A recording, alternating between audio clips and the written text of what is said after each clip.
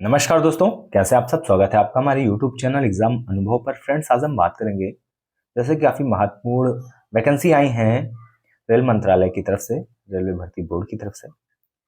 एकीकृत रोजगार सूचना आपको देखने को मिल रही होगी रेलवे सुरक्षा बल, और ये है विज्ञप्ति 2024 की। तो यहाँ पे आपको बता दूं कि आज से फॉर्म ऑनलाइन हो गया है। पूरी डिटेल से बात करेंगे क्योंकि यहाँ पे हम फॉर्म भरने से लेकर सिलेक्शन तक क्या सिलेबस होगा, आयु सीमा में किसे छूट मिलेगी, और कितना रुपए आपको फॉर्म भरना होगा, कितने रुपए देने होंगे किस कैटेगरी को।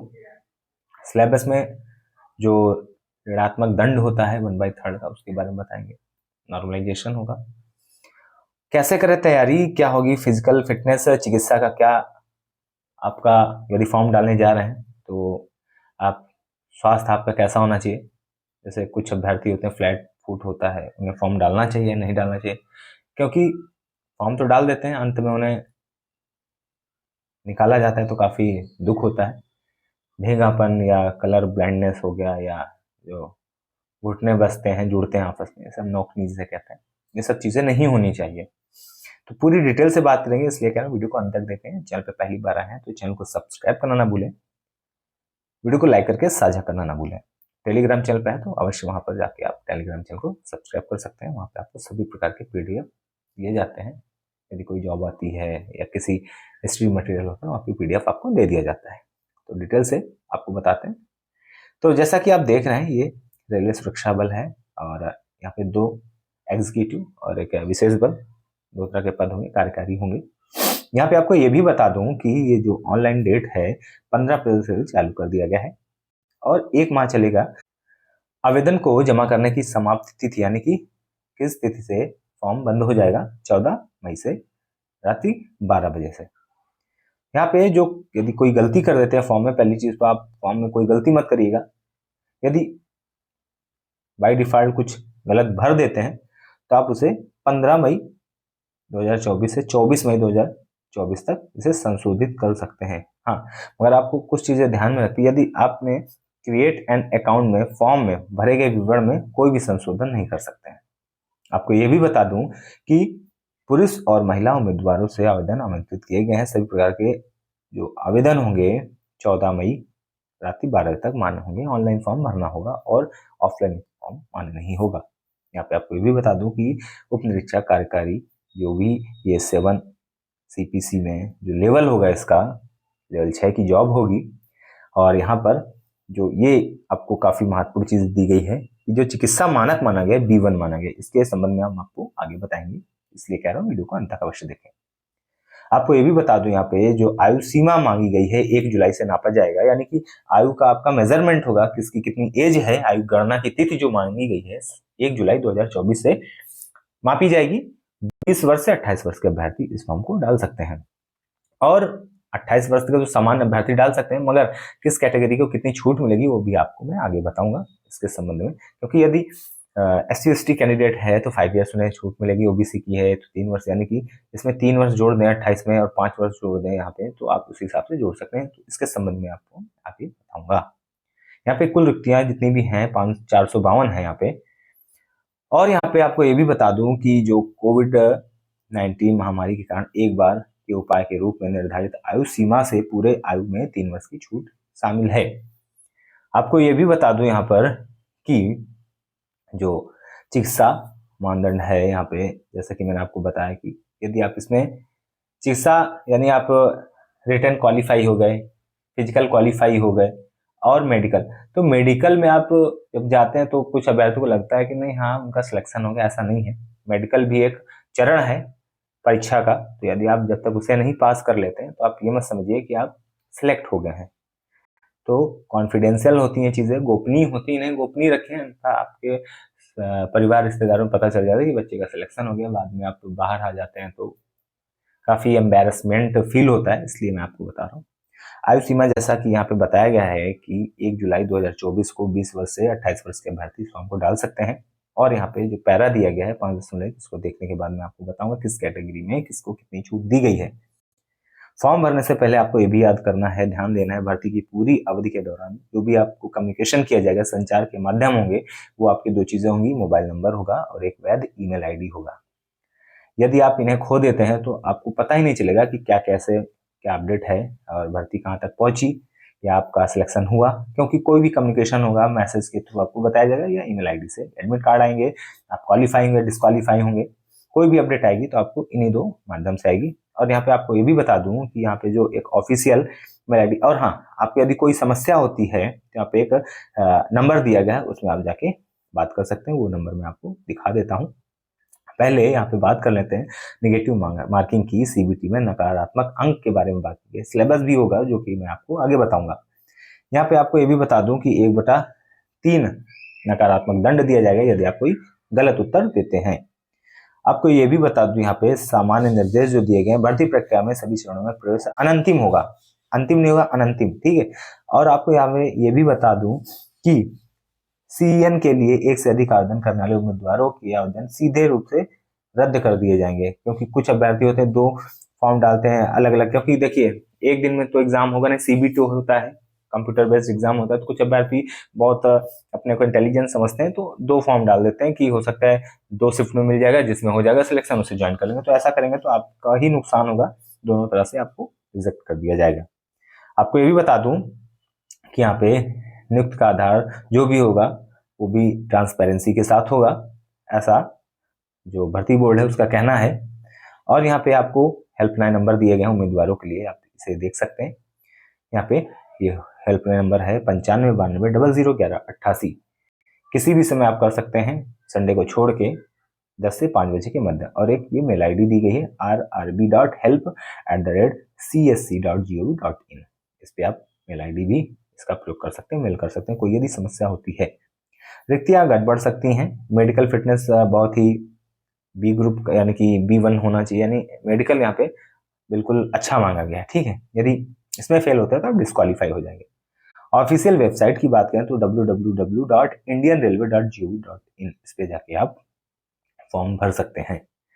534 में दिया गया है यहाँ पे कैसे आपको भूतपूर्व सैनिकों को भारतीय रेल चिकित्सीय नियमावली को ध्यान में रखते हुए यहाँ पे आपको ये भी बताता हूँ, जैसा कि मैंने पीछे भी बताया कि सामान्य आयु के लिए 20 से 25 वर्ष मांगी गई है। सीएन के लिए जो भी 1 जुलाई 2024 से लागू होगी, आयु सीमा यदि आप गणना करना चाहते हैं तो 1 जुलाई 2024 से करेंगे। 20 से 28 वर्ष की आयु के अभ्यर्थी इस फॉर्म को डाल सकते हैं। छूट के बारे में जैसा कि मैंने अभी आपको पीछे बताया कि अनुसूचित जाति अनुसूचित जनजाति के उम्मीदवारों के लिए 5 वर्ष,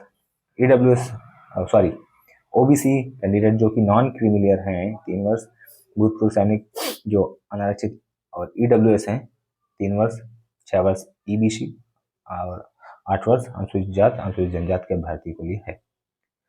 यहाँ पे आपको ये भी बता दूं कि विधवा, तलाकशुदा या पद से न्यायिक रूप से अलग रहने वाली लेकिन दोबारा विवाह ना करने वाली महिलाओं के लिए जो भी अनारक्षित वर्ग की होंगी 2 वर्ष की छूट दी जाएगी।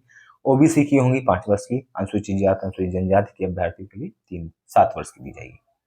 भूतपूर्व सैनिकों के अलावा केंद्र सरकार के कर्मचारी जो भी हैं जिन्हें गणना की तारीख से 3 वर्ष से कम नियमित व निरंतर सेवा प्रदान नहीं की है, उन्हें भी छूट दी जाएगी।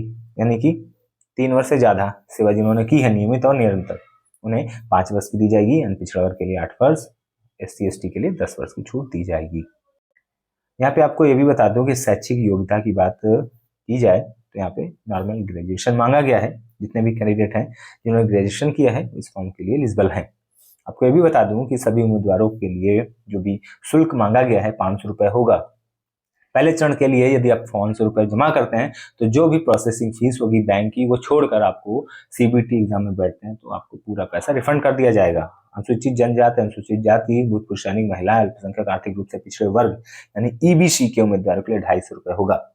यहाँ पे भी बताया गया है कि यदि आप शुल्क का भुगतान भरते समय आप चीजें सही से नहीं लिखेंगे तो आपका पैसा भी नहीं वापस होगा। इसके लिए आपको क्या क्या चीजें देनी है यहाँ पे साफ तौर पे दी गई हैं। यहाँ पे आपको जैसे आपका IFSC कोड होता है और बैंक अकाउंट नंबर होता है, सब चीजें पूरी क्लियरली डालनी है। यहाँ पे आपको ये भी बता दूं कंप्यूटर आधारित परीक्षा जो कि होगी सीबीटी पैटर्न पर होगी। पाठ्यक्रम यहाँ पे 90 मिनट में आपको 120 प्रश्न करने होंगे। उम्मीदवारों को प्रत्येक सही उत्तर के लिए 1 अंक दिया जाएगा। प्रयास नहीं किए गए प्रश्नों के लिए कोई अंक नहीं दिया जाएगा, कटौती भी नहीं की जाएगी। प्रत्येक गलत उत्तर के लिए नकारात्मक अंक यानी 1/3 अंक काटा जाएगा। कई शिफ्ट में आयोजित सीबीटी के लिए सामान्यीकरण की योजना जैसा कि कार्यक्रम लागू किया गया जिसे नॉर्मलाइजेशन पद्धति कहते हैं, उसका भी आपको सामना करना होगा। कभी कभी होता है जिनके कम होते हैं मार्क्स उनके बढ़ जाते हैं, जिनके ज्यादा होते हैं मार्क्स वो कम हो जाते हैं। क्यों? कारण ये है कि एक्यूरेसी और शिफ्ट कितने कैंडिडेट बैठे हैं, किसका पेपर टफ था, किसका सरल था, ये सब चीजें लागू होती हैं। पात्रता के लिए न्यूनतम पास प्रतिशत जो दिया गया है UR EWS OBC NCL के लिए 35%, SC/ST के लिए 30% दी गई है। सिलेबस के बारे में बात करें, और हाँ ये भी आपको बता दूं कि शॉर्टलिस्ट के लिए यहाँ पे कौन कौन क्या चीजें होंगी यहाँ पे साफ साफ दी गई है। यानी सीबीटी में जो आप अंक प्राप्त करेंगे, जो हाईएस्ट अंक होंगे उसी के आधार पे शॉर्टलिस्ट किए जाएंगे अभ्यर्थी, जिसमें आपको 35 अंक अंगणित के होंगे और 35 अंक रीजनिंग होगी और 50 अंक आपके होगा समान जागरूकता। तो टोटल आपका कितना हो गया? 120 अंक। 120 अंक की परीक्षा में इसमें 35 रीजनिंग, 35 मैथ और 50 जीके होगी। मैथ में क्वेश्चन आपके होंगे संख्या प्रणाली, पूर्ण संख्या, दशमलव भिन्न संख्याओं के बीच संबंध, मौलिक अंकगणितीय संचालन, प्रतिशत, अनुपात, समानुपात, औसत, ब्याज, लाभ, हानि, रेखांकन का उपयोग होगा, ज्यामिति, क्षेत्रमिति, समय, दूरी आदि के प्रश्न होंगे। इंटेलिजेंस में बात की जाए, दृश्य स्मृति होगी, मौखिक चित्रलेखा जैसे कि चित्र वर्गीकरण हो गया, अंकगणितीय संख्या श्रृंखला जो होती हैं, सीरीज जिसे कहते हैं, इस तरह से प्रश्न होंगे। सामान्य ज्ञान में जैसे कि पर्यावरण से क्वेश्चन होंगे, डे बाय डे जैसे अवेयरनेस, करंट अफेयर से खेल, संविधान, भारतीय, सामान्य विज्ञान, इस तरह राजनीतिक शास्त्र, आर्थिक, भूगोल, इस तरह से आपको क्वेश्चन देखने को मिलेंगे। और यहाँ पे इसके बाद आपकी होगी पीटी यानी फिजिकल एफिशिएंसी टेस्ट। उप निरीक्षक के लिए जो मेल कैंडिडेट हैं 1600 मीटर दौड़ करनी होगी 6 मिनट 30 सेकंड में, यहाँ पे आप देख सकते हैं। उसके बाद यहाँ पे 12 फीट की लंबी कूद है, ऊंची कूद 3 फुट 9 इंच की है। महिलाओं के लिए यहाँ पे मात्र 800 मीटर की दौड़ होगी 4 मिनट में, लंबी कूद 9 फुट, 3 फुट की ऊंची कूद है। यहाँ पर आपको महिलाओं के लिए 800 मीटर ही दौड़नी होगी। पीएमटी के लिए मानदंड जो नियमानुसार दिए गए हैं, हाइट के बारे में बात की गई है। पुरुष अभ्यर्थी के लिए 165 है, SC/ST के लिए 160 है और जो भी पहाड़ी रीजन के कैंडिडेट हैं उनके लिए 163 है। महिलाओं के लिए 157, 152 SC/ST और 155 जो भी पहाड़ी जैसे कि डोगरा, कुमाऊनी, मराठाओं के लिए, गढ़वालियों के लिए 155 है। चेस्ट फुलाव यानी कि सीना फुलाव के बारे में बात की गई, 80 से 85 होना चाहिए UR OBC EWS के लिए। SC/ST के लिए 76 से 81 यानी 5 सेंटीमीटर आपका फुलाव होना चाहिए और 80 से 85 जो पहाड़ियों के लिए भी होना है। ये पूरी जानकारी थी, आशा करता हूँ आपको समझ में आए होंगे।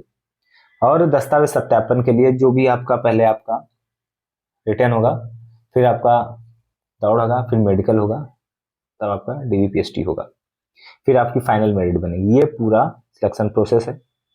और भी जानकारी के लिए आप हमारे टेलीग्राम चैनल से जुड़ सकते हैं, वहाँ पर आपको सभी प्रकार के मैसेज दिए जाते हैं। आप मैसेज करके आप डायरेक्ट मुझसे बात कर सकते हैं, कोई भी समस्या हो आप डायरेक्ट मुझसे पूछ सकते हैं।